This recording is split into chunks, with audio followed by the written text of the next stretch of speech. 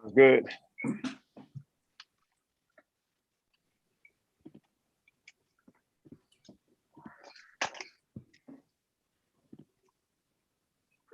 Okay, cool. So we are live.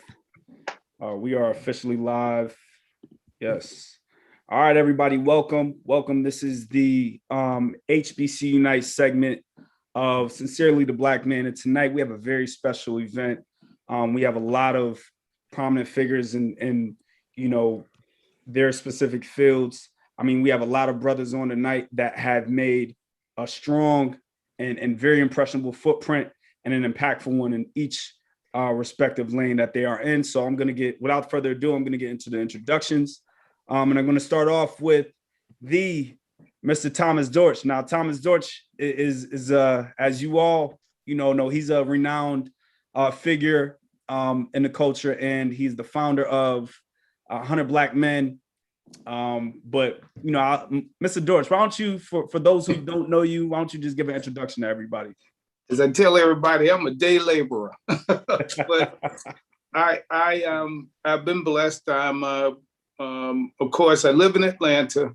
I am the national chairman of 100 Black Men of America, and also the chairman and founder of the National Black College Alumni Hall of Fame Foundation.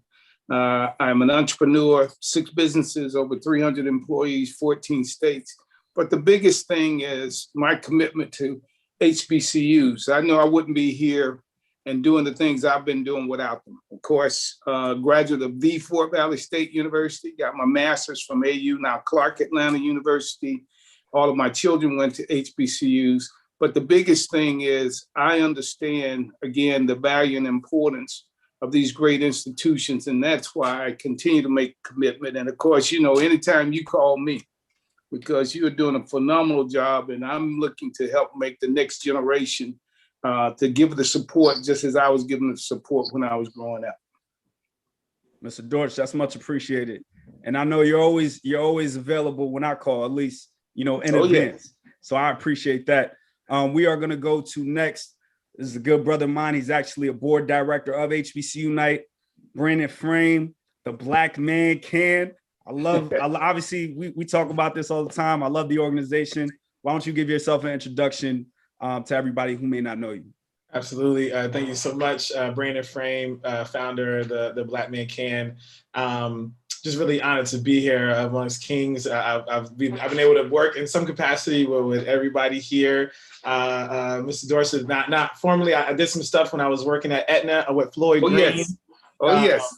So we did a few things there, but it's just an honor to be here, and then also just for the celebration of HBCUs. I'm a Morehouse alumnus, so the Black Man Can doesn't exist if I don't go to Morehouse. So HBCUs have paved the way for the Black Man Can to be where it's at. So any way that I can be supportive, and I'm always encouraging students to go to HBCUs. You can go to the other schools, for graduate school, but for undergrad, you need to look at the HBCUs. So just again, happy to be here, and honored to have this conversation and be in great company.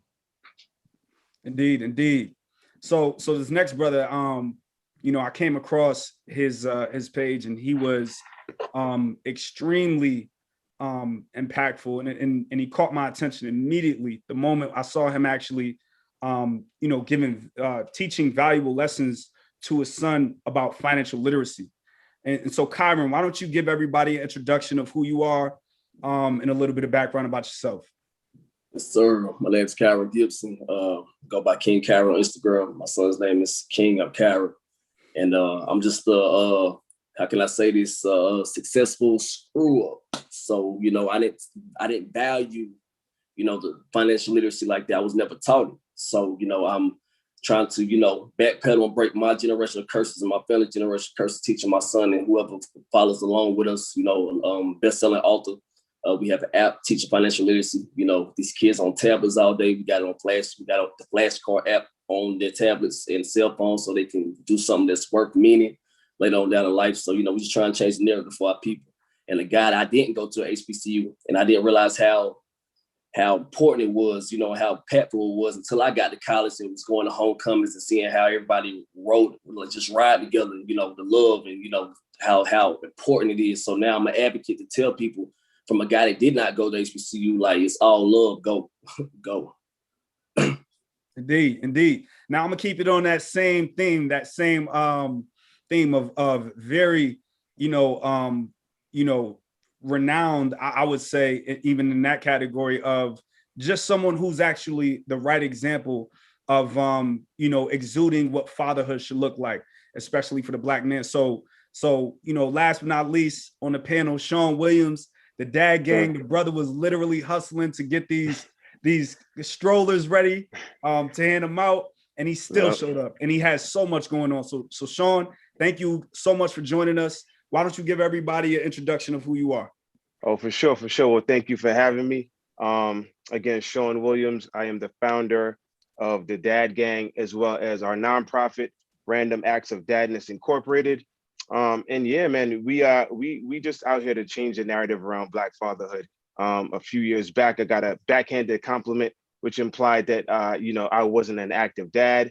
That turned into what became like my purpose now, which is to shine a light on Black fathers and celebrate Black fatherhood, letting the world know we're active, which also kind of just rolled into us starting a nonprofit, which answers the needs of Black dads everywhere. It could be childcare, it could be therapy, it could be counsel. We just had to, just give Black dads a leg up, and pretty much a resource, a platform that serves as a resource for Black dads in America. And that's what we've been doing for the last 4, going on 5 years. Father's Day is around the corner, so we're getting busy right now as we speak. I'm over here, as you said, packing strollers. We handing out a bunch of those tomorrow, and we're gonna keep it going through Father's Day. Indeed. I love it. And I'm for those, I know I didn't introduce myself, but I'm Dre Martin, founder of HBCU Night, and I'm gonna give myself a pat on the back simply because I was able to pull this event of all this strong, representation Absolutely. together. And it's amazing to see all of us come together and really discuss, some uplifting and really important and much needed conversations. So without further ado, I'm actually going to jump right into it. Right. So Mr. Dortch, 100 Black men. I introduced it. You reintroduced it. Some people already know. Why don't you give the kind of the introduction or the background story of how it started? Well, let me go from the beginning to where we are today, short and sweet. The whole idea of the 100 Black men started in New York, 1963. They were dealing with issues in 63 that we're still dealing with today in 2021. In 1963, though, in New York, a Black police officer could not arrest a white citizen unless a white police officer was there with him. And on this particular day in 1963, a brother was there on the scene, a policeman. He arrested a white citizen, and there was uproar in the police department. And the great Jackie Robinson, most folks know him from baseball. He was one of the great civil rights leaders of our time.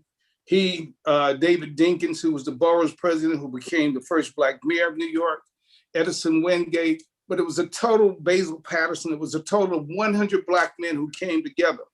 And they changed the way they did business in the police department.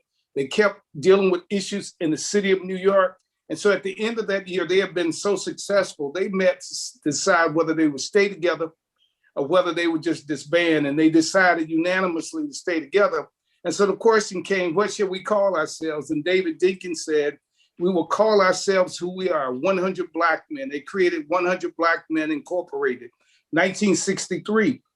And fast forward in 1986, there were 9 chapters.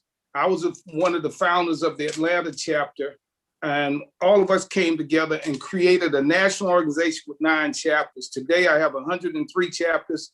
I took the organization international in 1997 when we went to Africa, then to England, then to the Caribbean islands. And so we've continued to grow. But the organization, again, is made up of Black men. And just as I want to salute all the brothers on here, the question back in 1986, they were saying Black men don't take care of their families and Black men don't do this. In any community, you'll find Hispanic, you'll find Asian, you'll find white men who don't take care of their family, but you don't define a whole group our community by one. And so we've been working to change that paradigm. So the 100 Black Men of America is about 8,000 strong in men, 125,000 plus young people in our mentoring program. And our programs are called for the Future. Everything we do has a fall on education, mentoring, health and wellness, and economic empowerment with an overlay on leadership development. And so we're here today, and the organization is continuing to grow. We're still chartering more chapters because anywhere there are young Black boys and girls, there's a misnomer that we only mentor young boys, Black boys, but young girls need positive men in their lives too. And so that's where we are. And we have of course, the mentoring of the middle school, high school. We have the Collegiate 100. And my newest group that we started about 5 years ago is the Emerging 100. That's the young Black professional men, because at the end of the day, I still have mentors at age 71. Ambassador Andrew Young is still a mentor of mine. I've had that and been blessed with a lot of them. I have mentors who don't have portfolio, but they mentors of those who will care and are giving. And so with that, mentoring is the key. And we got to continue to give back. And our theme is what they see is what they'll be. That's absolutely phenomenal and exemplary. So, I actually jump into, Brandon Frame, for the next question. I actually want to kind of give the audience more of a dive into kind of, the story and the inspiration and the birth of the movement of For the Black Man Can. So obviously, for us in our circle, we know about, all the success you had, but why don't you, share the inspiration and the start of it for us?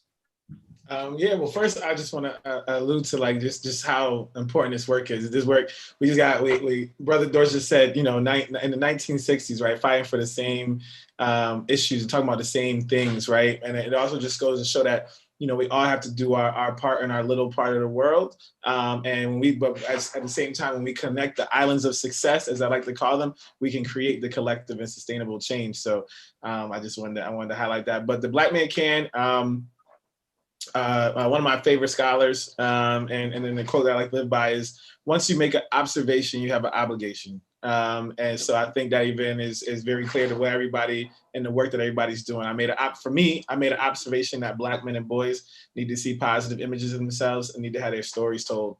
And so therefore I had an obligation to create it.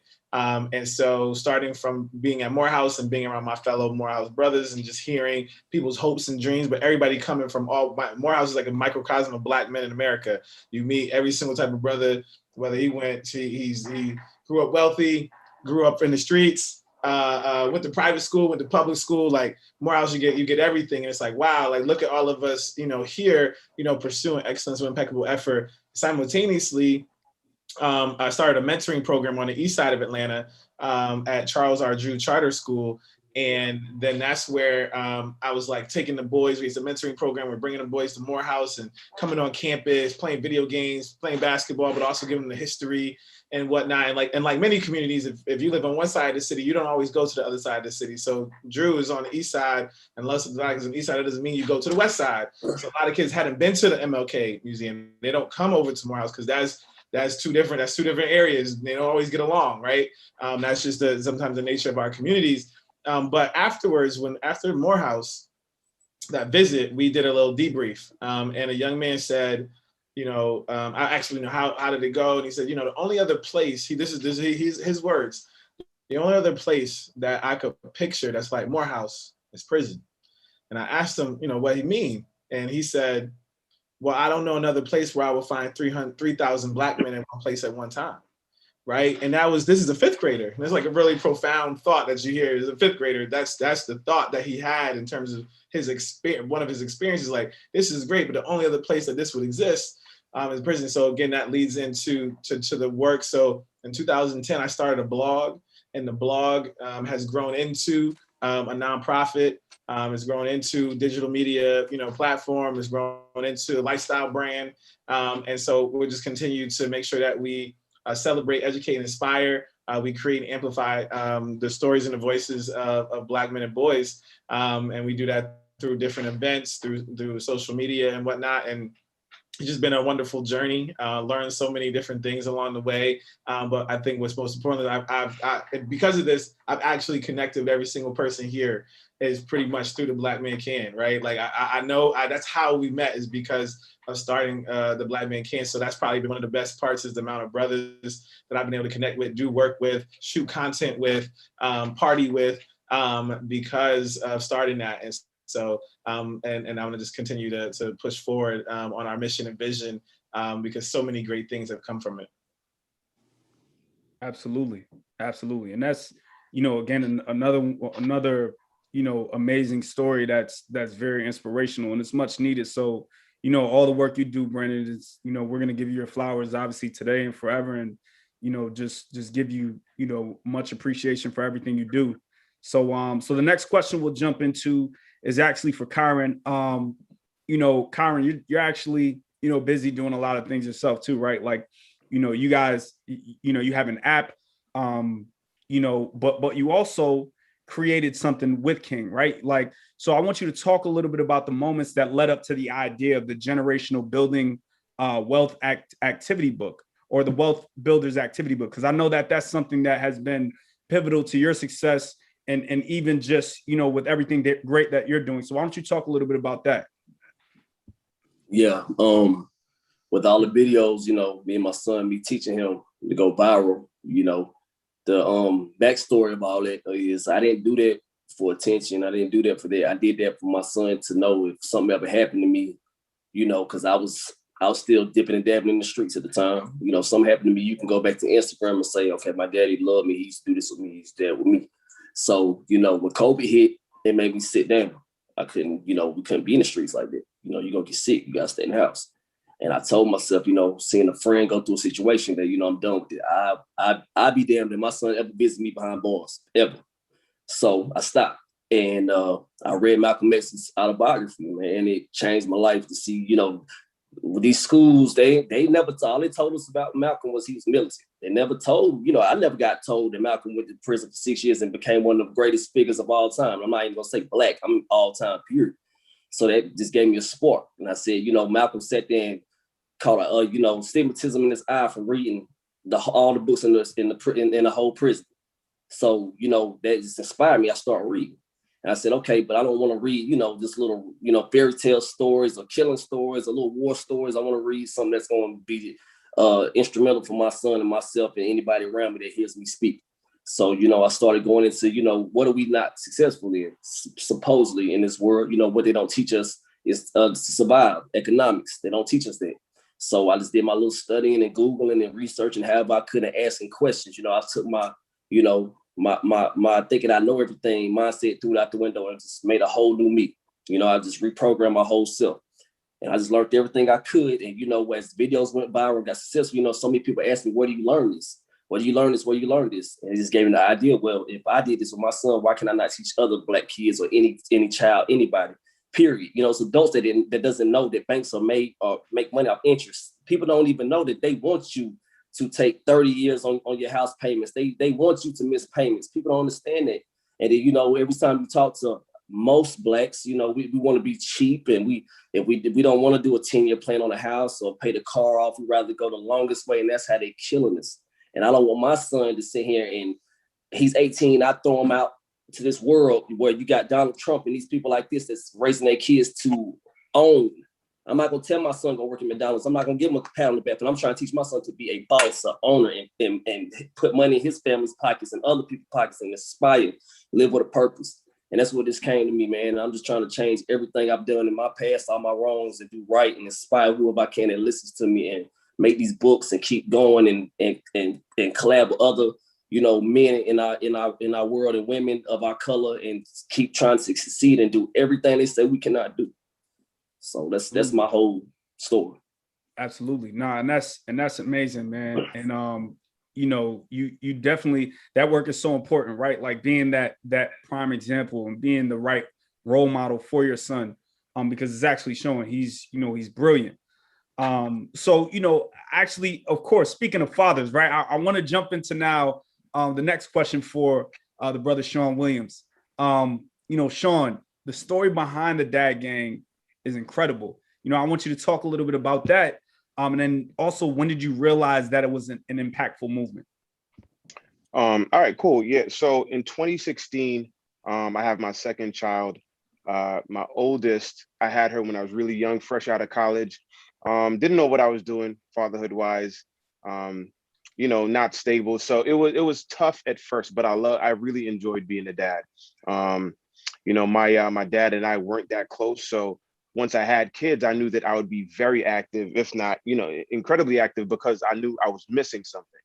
So, I have my second child. I moved to Long Island in New York.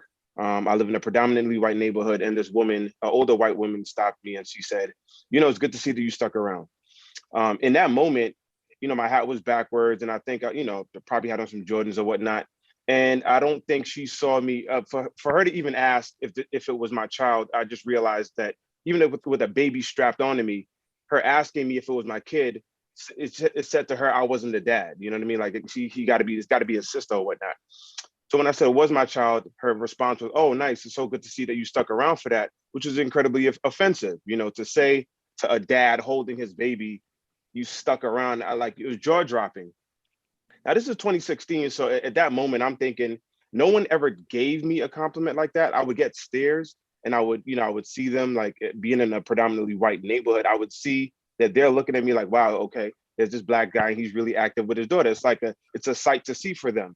But when this woman approached me and said it and she verbalized that, I just realized, like, people are so out of touch with what reality is. They just fed into that, negative stereotype that the media always pumps out. They show black men, even in movies, we're always like, the prisoner or just something negative. They're not showing black dads in a positive light.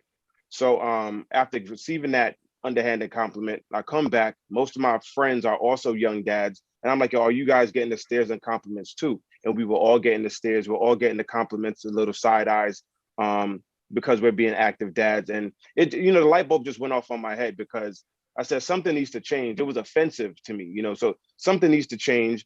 And I have this idea about, it's funny, I was actually wearing a shirt that said Dad Gang because I created that for myself when I had my second child. And a light bulb just went off. I was wearing a shirt and I said, you know what, let me start a platform on social media, because that's how these pictures and videos get circulated, could go viral or whatever have you. That would be the perfect place to start an organization that can strictly celebrate Black fatherhood in order to change the way the world views Black fatherhood, right? So I take off on this mission. I say, I'm gonna start the page, thinking I'm only gonna use content from myself and my friends, but it was the easiest content to grab, because once I started the page, other dads caught on. They said, all right, cool, this is what we're doing. Like, we just showing fatherhood in a good light. And a little bit more about me. My background was in graphic design and visual arts. That's my background. So curating a page like this is like second nature to me. It was fun for me to do it. So this was like a real marriage between my skill set and, like, my I was on fire for fatherhood anyway. I was a really active dad anyway. I was so offended by that, I felt like I needed to take action. Just like Brandon said, if you're made aware of a problem, you need to take action to change that problem.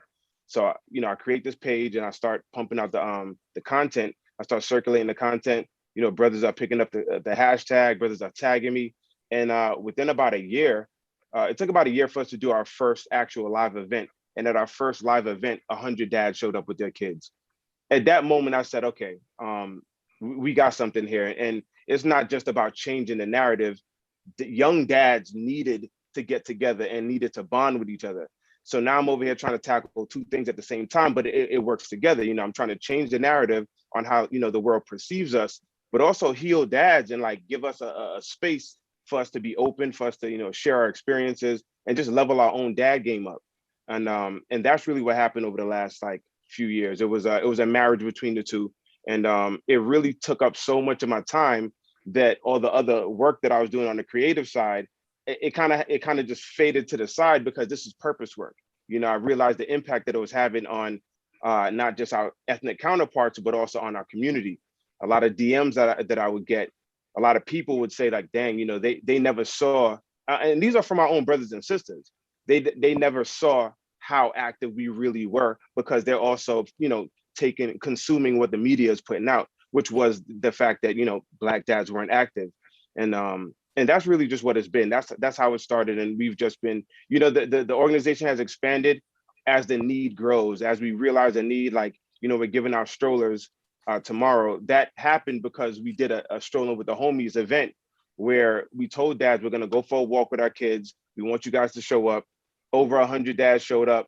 And then we would get DMs and emails like, oh man, I wish I could have showed up. We didn't have a stroller. So now we realize, okay, like these guys need things.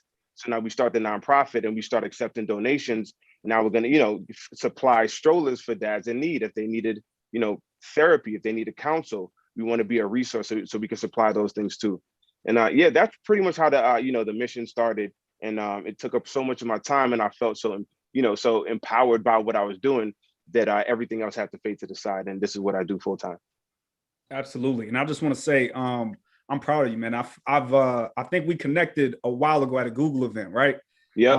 And I've just seen the evolution, the growth, and you know, the impact. And I just want to say, like, it's so important, man. Like having you know, a community of consistent and a large demographic to actually show that there is a lot of positive Black male role models who are great fathers out there. So, you know, you're doing an incredible job combating all those narratives and really just, you know, creating the new image of what, you know, a Black father looks like, or just an amazing figure, right? An amazing parental figure in general.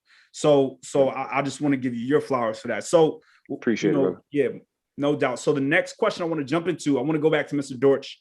Mr. Dortch, obviously you have a lot of incredible ventures. You know, over 6 businesses that have done extremely well. You know, but one of my favorites, right, and for obvious reasons, is the NBCA Hall of Fame.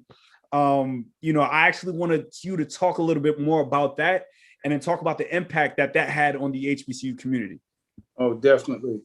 Well, in as all of the conversation and stories we've had tonight, is that we've been addressing issues just like they accuse Black fathers of not doing whatever. The issue back in the 80s and 84, 85, it escalated. And it was an issue that, oh, now that Black people can go to these big white colleges and universities, there was no need for HBCUs anymore.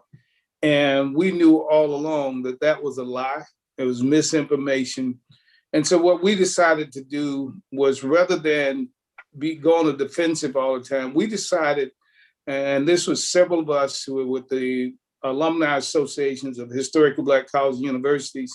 We were first, it was the Council of National Alumni Associations, which was founded 1 year before the United Negro College Fund was founded.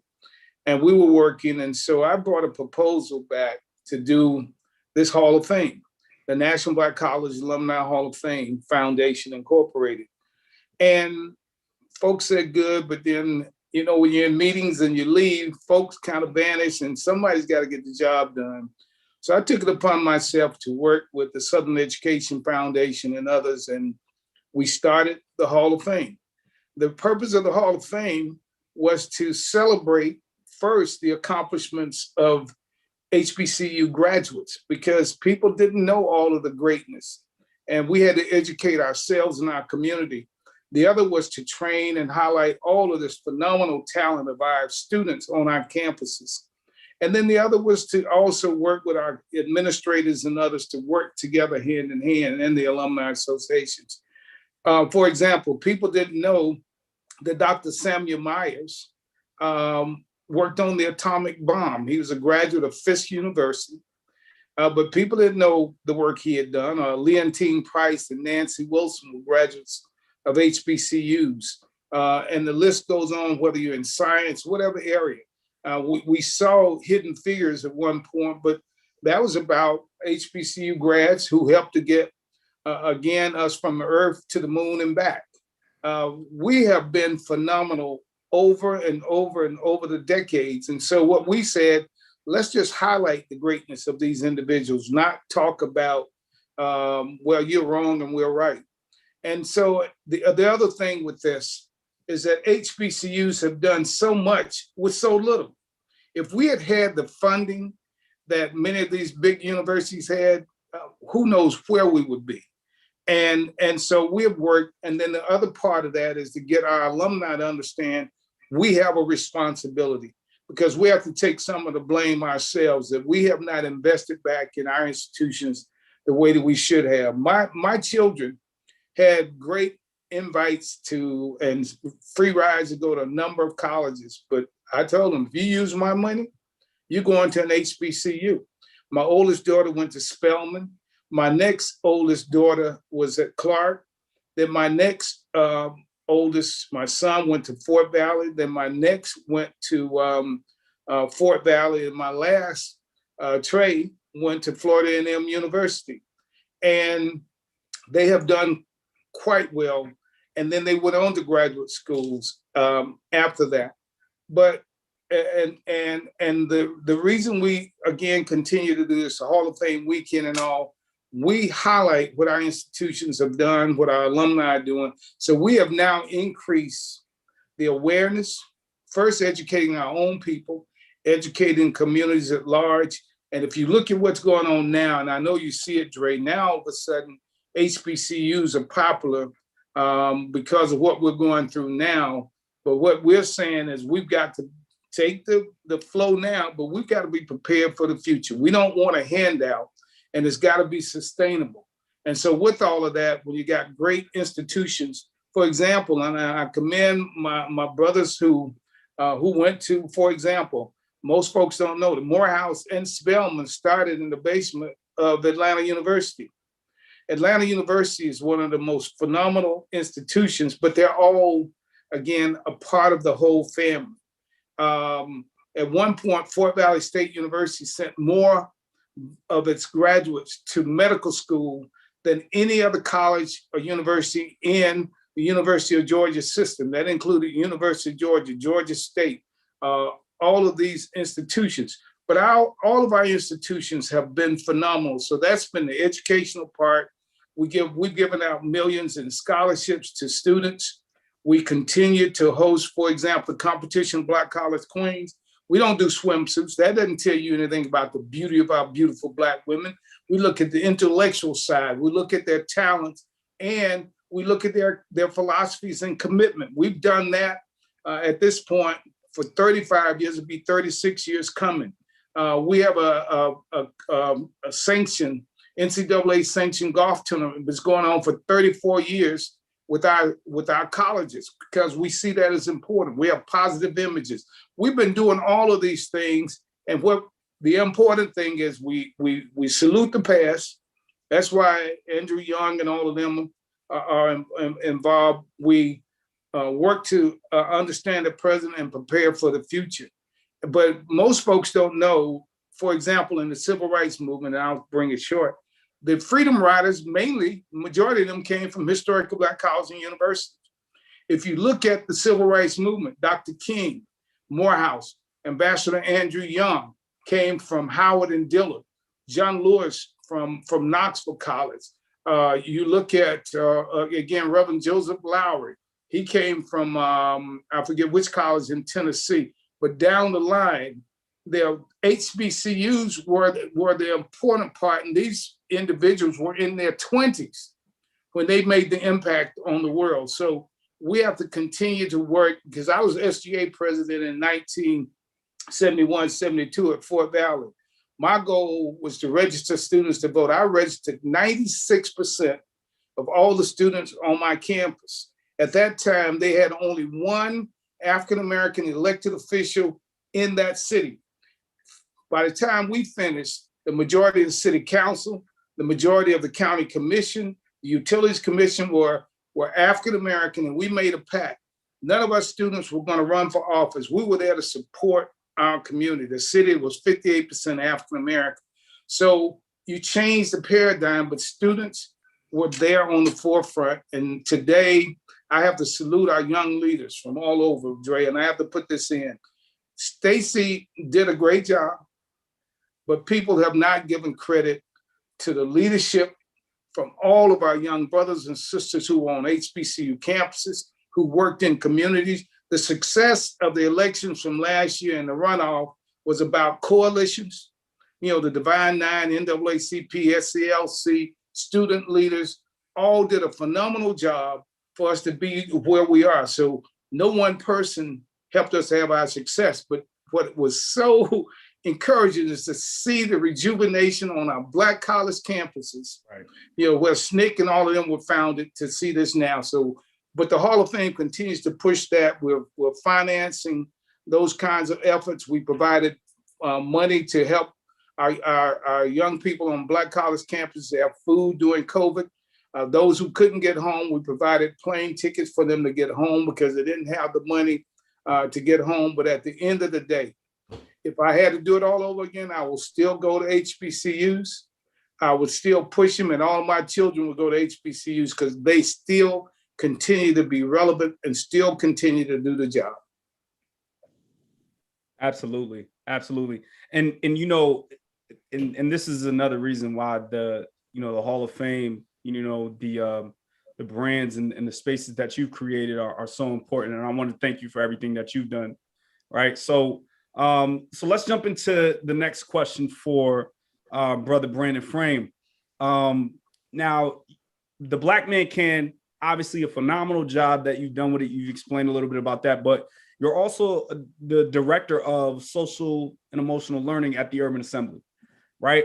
And that's a very important role that you play with that. So I want you to talk a little bit about how important that is with that demographic that you also work with there as well. All right, you're on mute. You're on mute. Thanks for asking the question, because most people think I do Black Man Camp full time, and I don't. So it's like a passion project. So at the Urban Assembly is a nonprofit, like nonprofit consulting firm in a way. And so I've been there for 3 years, and what we've done specifically on my team, my department, is we built software to help schools organize themselves around the principles of social emotional learning, and help schools implement, sustain, and build their capacity to teach social emotional learning. And it's important because those are the skills that you need in order to be successful in life. Math is important, history is important, science is important, but it's your social emotional learning skills. It's your self-awareness, your self-management, your goal-directed behavior, optimistic thinking are the skills that allow for you to maneuver and be successful in life. And it's important because those are what we have to see them as skills. A lot of times we just, for all of us, we most likely, life experiences taught us, our self-awareness or self-management, et cetera. We had, some stuff at home that may have helped us in our community, but it didn't happen as direct instruction inside of schools. And so what I do is I work with districts, a lot of superintendents, I sit with a lot of principals, and through the software, help guide them on a journey to help making sure that social emotional learning is happening in all aspects of the school, through all teachers, administration, and support staff.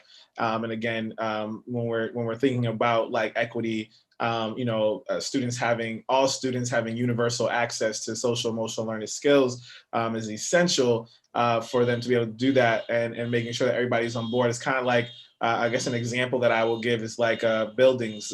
So, when you see a building, when they're building a building, what also goes up with that building is scaffolding, right? And so our students are buildings, and we're like the scaffolds. And so we're building this building, we're giving it a strong foundation.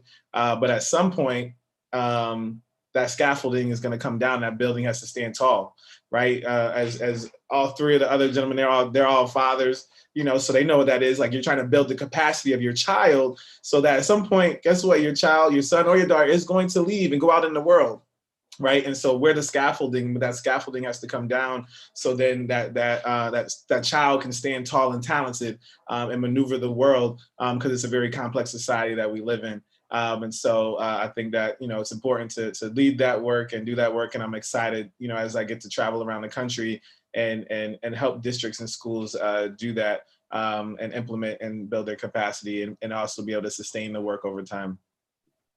Absolutely. And I want to thank you for everything that you're doing in those capacities, because obviously, we need, people in these capacities to help these demographics and so forth. So, the next question I have, I want to kind of keep it on the subject of learning, right, for our youth. You know, Kyron, you have a lot of inspirational videos, and we see, you know, prime example of what, you know, how we want, you know, our youth and our children to be educated.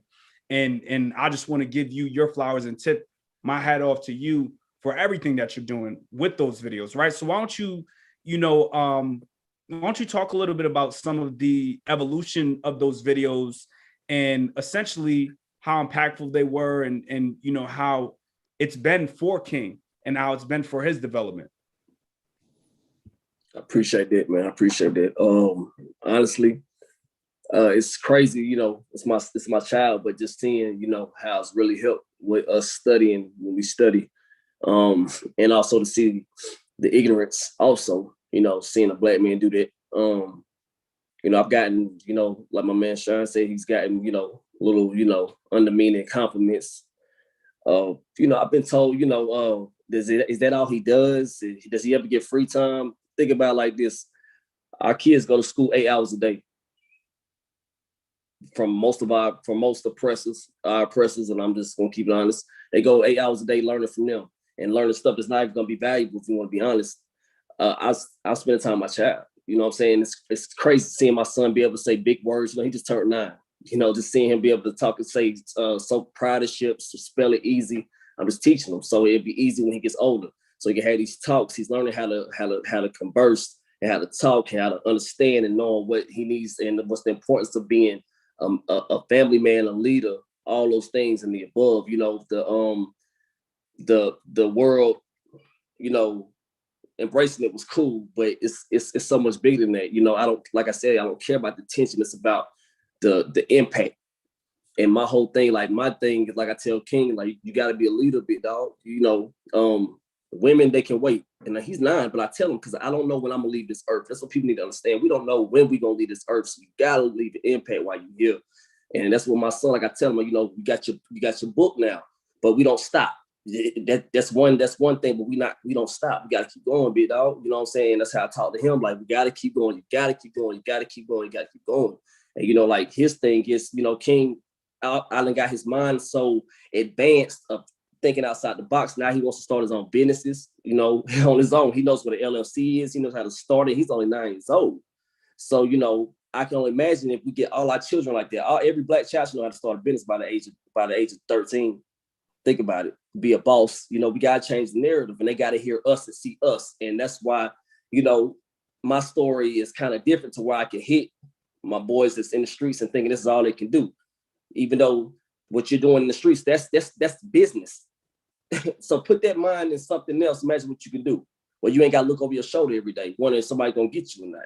You know what I'm saying? We got to change the narrative. And, you know, like with this book, and, you know, and everybody just, you know, pats on the back, that's cool. But the problem with right now, honestly, and I can say this, and I just got to say this every time I get a chance to speak on this and people watching. The problem with us, our people, is we want to be uplifting and empowering for 15 minutes, and then we go back to what we was doing. It's cool for this moment. We got to stay doing this. This is not just for a moment. This is not for fun. This is not to look cool. Right. Let's do this all the time. Let's not wait till it's homecoming to be like this.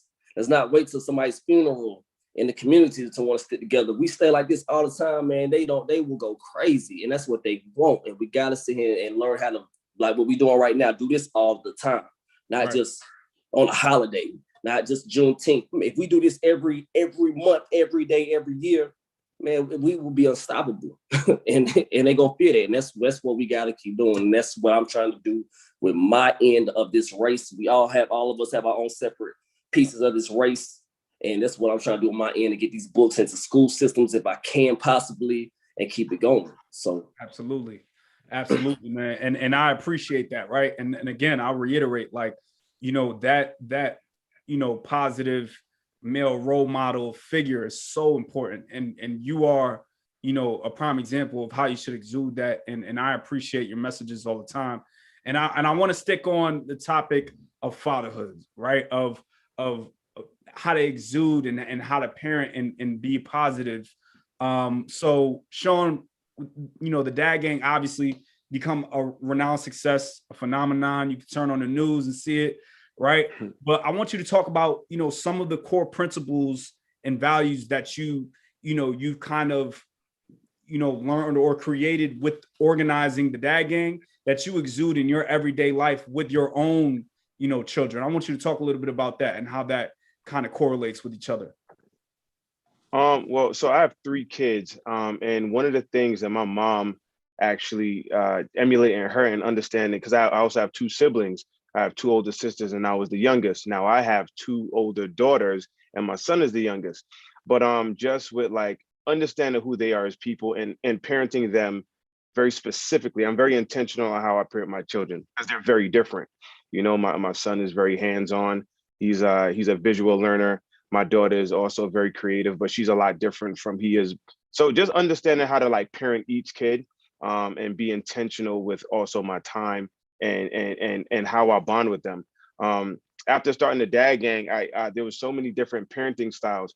Even like Kyron. When I came across his videos, it's like there's so many dope dads out there using their talents and like parenting their kids their way. And it's like you realize if you don't share the information, we all gonna stick to the one way that we know how to parent these kids, and that's gonna rob them of like learning some really imperative information that they should know. So we all like breaking these generational curses, but by learning from each other. So I've sourced a lot from his videos, even for my own kids, and it's just an incredible thing.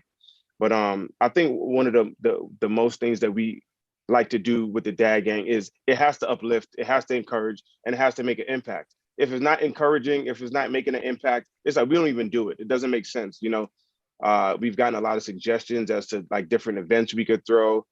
Sean, you guys could throw a daddy-daughter dance, and I'm like, that'd be nice, but what does that do for our community? You know what I mean? Like, that'd be fun to go to, but that, like with a platform the way it's growing and with the visibility that we have, we just got to make sure that everything we do has to make some impact. It has to encourage. It has to leave a lasting impression. They have to learn something. You know what I mean? Their dad game has to be elevated. They got to be educated out of it. We don't just do it for fun.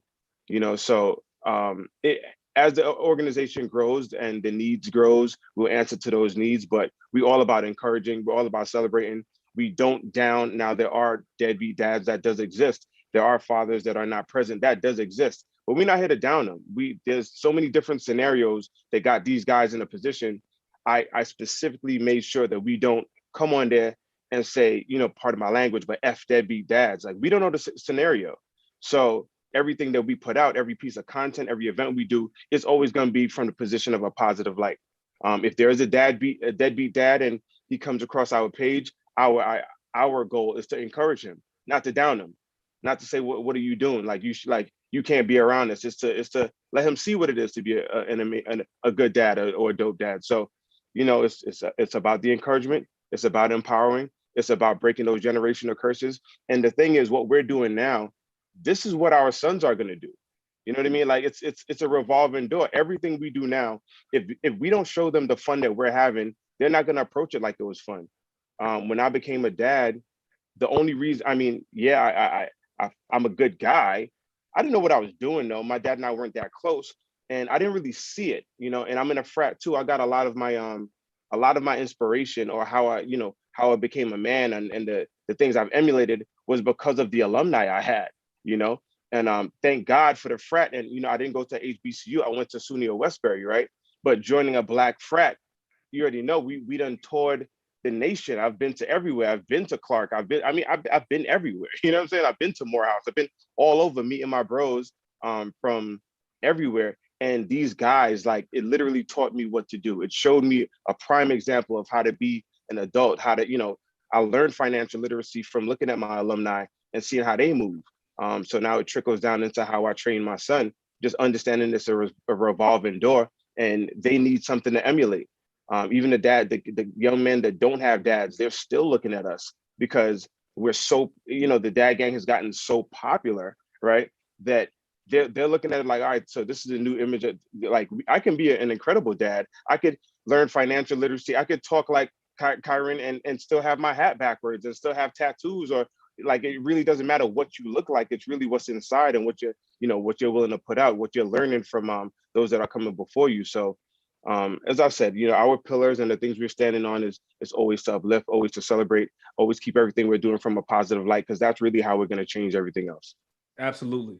Absolutely. And you mentioned a few things that was important. The valuable lesson of obviously trying to, steer the father who, the father figure who out there who may not be stepping up the way he should be, right? And being that actual figure is so important. So I want to thank you a lot because, that's much needed. It's so easy to just say, he's not doing it right and just, say, never mind him. But, the fact that you are actually opening your arms up and continuing to try to help with those who need help, even as father figures, is exactly why you are in the leadership role you are in.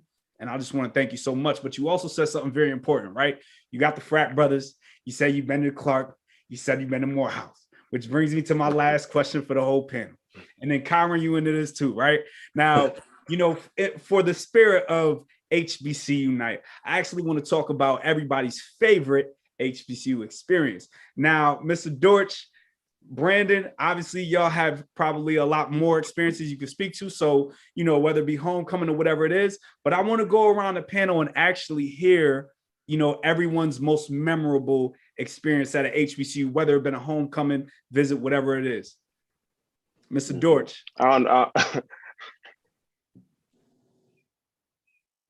Mute. Mr. Dortch, you're on mute.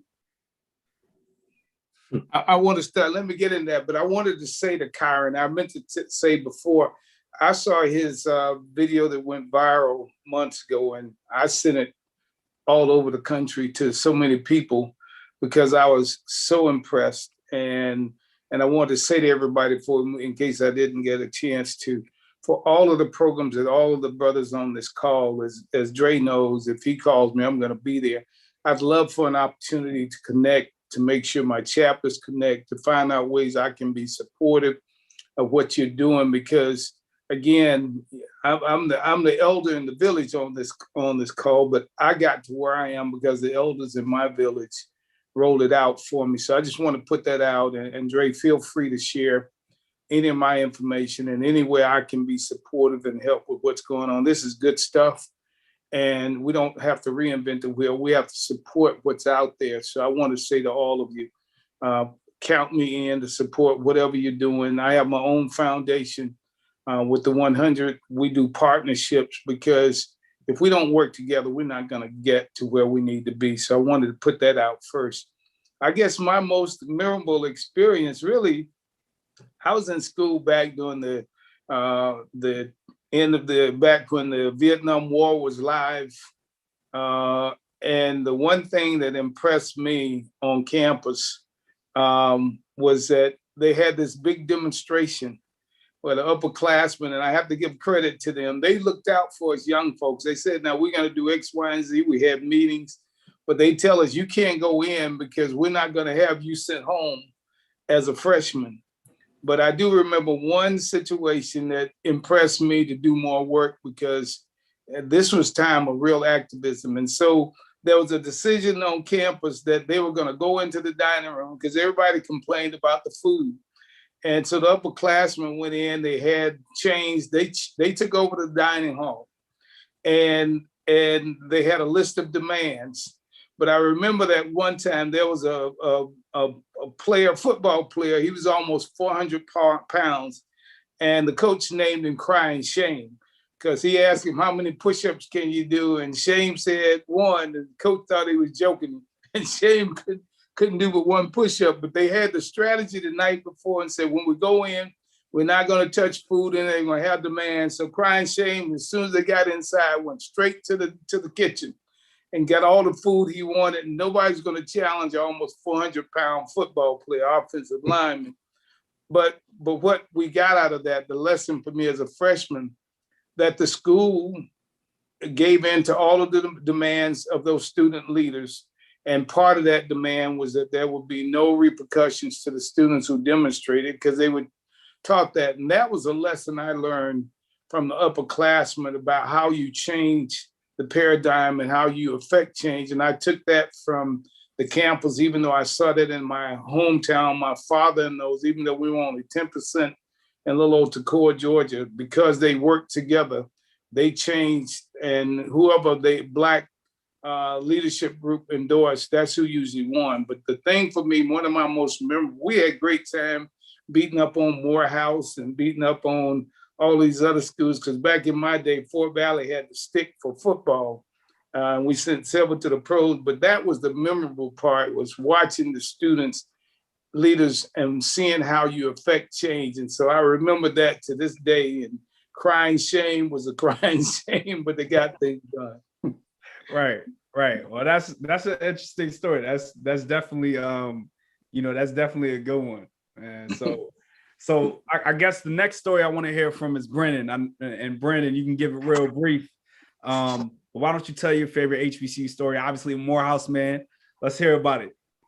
Yeah, it's funny because I'm like, man, I can't tell that story. No, can't tell that story either. Like, you know what I'm saying? So I think, the story that I tell is actually how I even ended up going to Morehouse. I think that there's multiple points that led to that. One was, interesting enough, is when I was younger, I watched Boys in the Hood. And at the end of Boys in the Hood, if you remember, Trey goes to Morehouse. And of the characters, Trey was the one I resonated with when I watched the movie. So that was my first introduction to Morehouse. Then I went to SAT prep class with my best friend, Marcus Blackwell. His dad went to Morehouse. And so he said, if my son is going to any other school, you got to figure out how to pay for it because my money's going to Morehouse. I couldn't even, I was like, who says that? Then I went to up here in New York City. They had the Urban League Classic where it was Grambling versus Hampton. And I remember I saw the marching bands. I'm like, man, this is lit. This is dope. And I'm like, I'm like 12 years old. Like, yo, this is cool. And then I went on a Black college tour, and that was it. We went to Hampton, Morehouse, FAMU, Tuskegee, all over. But when I got to Morehouse, it was walking on campus, and I felt like I was at home. Right. And that's what I tell these students, even no matter, I want everybody to go to HBCU, but if you go to Duke and you feel at home, then you should go to Duke. You know what I mean? So, but at Morehouse, I felt like that was home. I could see that this is the place that was going to help me become the leader. I knew that, I had something in me. I knew I wanted to be great. I wanted to strive for amazing things. And when I walked on that campus and toured and talked with some of the brothers, I knew this is the place that's going to help me figure out and get to a place that I think I want to be. And so that's the experiences that I'll share. I kind of put those together that even got me there, which then ultimately gets me here with all of you today. So. Absolutely, man. We obviously appreciate you. But yeah, Boys in the Hood, there's a correlation that's real. Like, there's a lot of things that, can be a part of the inspiration. So I appreciate you sharing that story. I want to go to Kyron next. Kyron, obviously you probably been to a few homecomings. I want to hear a little bit about it, man. A little bit about, some of your HBCU experiences. I can't tell them stories, nigga, but I had a ball. But honestly, man, like I said, I'm a big advocate. If I would have went to HBCU, would have been North Carolina A&T. My sister goes there right now. So, and being from North Carolina, for the folks that don't know, we got 13 HBCUs. We got the most HBCUs in one state in the nation. So that's why I feel like it's big. Can y'all hear me? Am I back? Yep, you're back. You're okay. Good. And I feel that's why it's big that I'm a part of this. That's why I linked up with you, Dre, and that's Brandon and everybody here, and just for future anything. Because being in North Carolina and doing what I'm doing, I want these young kids to understand, because I was honestly, and I don't mean to get off topic, but they need to hear, I was whitewashed because I was from Asheville, North Carolina. And, I used to get asked, going to Atlanta, having family there, I used to get asked, my family, my grandma, everybody, don't wear those locks. You can't get a job like that. They're going to judge you. You can't do this. You can't do that. And I always had the attitude where I'm not going to let that hold me back. I played football, I had a football scholarship. I used to, all my best friends and stuff, we going to HBCUs. And I'm sitting here, now it's crazy how ignorant I sound back then. Oh man, I'm not doing that because I can't get drafted. I can't make it pro for no HBCU. They don't look at us, but that's all of us that's in the league though. So it's intentional oppression to keep us separated. So I didn't understand it. But now that I know and been to homecomings and seeing so many of us, all this melanin, having fun, having a ball, band doing what they want to do, not how I used to see it. And just all this unity, you know what I'm saying? That just, it was like an awe, like, oh my God, all these Black people here and having fun in the ball, like this is crazy, you know what I'm saying? So it just inspired me. And that's why like I'm so big on speaking on it, man. And I've had so much fun. I've been to Central, I've been to A&T, I've been to St. Augustine, I've been to what's it in DC, Washington, in Washington area. But you talking about Howard or UDC? Howard and Bowie. I've been to Bowie. Oh, Bowie, okay. And Bowie too. So okay. what I'm saying, I've seen it, and it's just everywhere has their own style, and it's just a beautiful thing to see us like that. Like the little boy said in 5th grade, how he, like you said, seeing us like they're only in prison. That's not true, and we gotta let these people know that that's not true. And Mr. Dortch, thank you for what you said, and I'll definitely reach out to you. Appreciate that. Absolutely, love it. All right, Sean, I want to hear about it, man, because I heard a little bit about it and I got excited earlier. I was like, okay, obviously, come on, let's hear. I'll say this. In terms of memories. All right, so I'm a part of Kappa Alpha Psi Fraternity Incorporated. So once I got to HBC, I gotta laugh. I would say you want the most memorable moment. I think the most memorable moment, I came across, I joined a frat at SUNY Westbury in Long Island. It's not a predominantly Black school. I hadn't visited at HBCU until I went to a homecoming, which was Howard. And homecoming at Howard is, you already know, it's like the holy grail of like just especially on our side, right? So for me as a young Noop, a young Kappa, going to my first homecoming, it was mind blowing for me. You know what I mean? Like to see like all these, not even just my frat, but everybody. The love was just overwhelming. It's like a mecca. You know what I mean? When you have that, Karen is talking about seeing so many Black men. I have never seen that many college and alumni together, happy. You know what I mean? Like just celebrating, homecoming. I've never seen it ever. So I think that was my most memorable time.